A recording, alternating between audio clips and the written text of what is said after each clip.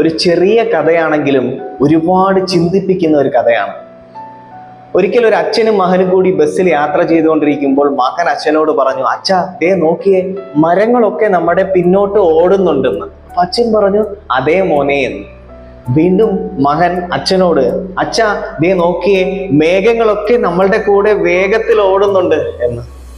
അപ്പോൾ അച്ഛൻ പറഞ്ഞു, അതെ, എന്ത് ഭംഗിയുണ്ടല്ലേ കാണാനെന്ന്. അപ്പൊ മകൻ പറഞ്ഞു, അതെ അച്ഛാ. ഈ സംസാരം കേട്ടുകൊണ്ടിരുന്ന ഒരാൾ ബസ്സിലുണ്ടായിരുന്നു. അദ്ദേഹം ഈ അച്ഛനെ വിളിച്ചിട്ട് ചോദിച്ചു, നിങ്ങൾ എന്തൊരു മനുഷ്യനാണ്, ആ കുട്ടിയെ നല്ലൊരു ഡോക്ടറിനെ കാണിക്കാമല്ലോ, അതല്ലെങ്കിൽ നിങ്ങൾക്ക് കാര്യങ്ങൾ പറഞ്ഞ് മനസ്സിലാക്കി കൊടുത്തൂടെ. അപ്പോൾ അച്ഛൻ പറഞ്ഞു, എൻ്റെ മകൻ ഇപ്പോഴാണ് ഹോസ്പിറ്റലിൽ നിന്ന് ഡിസ്ചാർജ് ആയത്. എൻ്റെ മകന് ജന്മനാൽ ദൈവം കണ്ണ് കാണാനുള്ളൊരു ശേഷി കൊടുത്തില്ല, അവൻ അന്ധനായിരുന്നു. ഇപ്പോൾ സർജറിക്ക് ശേഷം അവൻ ആദ്യമായിട്ടാണ് ലോകം കാണുന്നത്.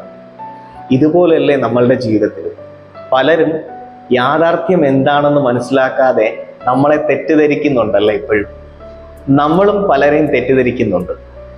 ഇതൊരു വ്യക്തി മാത്രമല്ല, എന്തെങ്കിലും ഒരു ഇൻസിഡന്റ് നടന്നാലും നമ്മൾ ചിന്തിക്കുന്നതാണ് ശരിയെന്ന്. അതായത് ഞാൻ പറയുന്നു, ഞാൻ ഇപ്പോൾ 6 എന്ന് ഇവിടെ എഴുതിയിട്ടുണ്ട്, 6 എന്ന് എഴുതിയിട്ടുണ്ട്, ഇത് 6 ആണെന്ന്. എൻ്റെ എതിരിലുള്ള നിങ്ങൾ പറയുന്നു, ഇല്ല ഇത് 9 ആണെന്ന്. നിങ്ങളുടെ സാഹചര്യത്തിൽ നിന്ന് നോക്കുകയാണെങ്കിൽ ഇത് 9 ആണ്. എൻ്റെ സാഹചര്യത്തിൽ നിന്ന് നോക്കുമ്പോൾ ഇത് 6 ആണ്. ഇതിനെ പെർസെപ്ഷൻ എന്നാണ് പറയുന്നത്. ദ വേ ഐ തിങ്ക്, ഞാൻ എങ്ങനെ ചിന്തിക്കുന്നു എന്നതാണ്.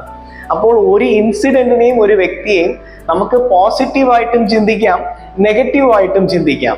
എങ്ങനെ വേണമെന്ന് തീരുമാനിക്കേണ്ട അവകാശം അത് എൻ്റേതാണ്, അത് നിങ്ങളുടേതാണ്.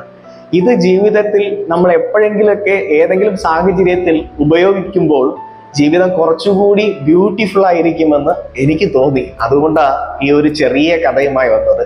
നിങ്ങൾക്ക് എന്താ തോന്നുന്നത്?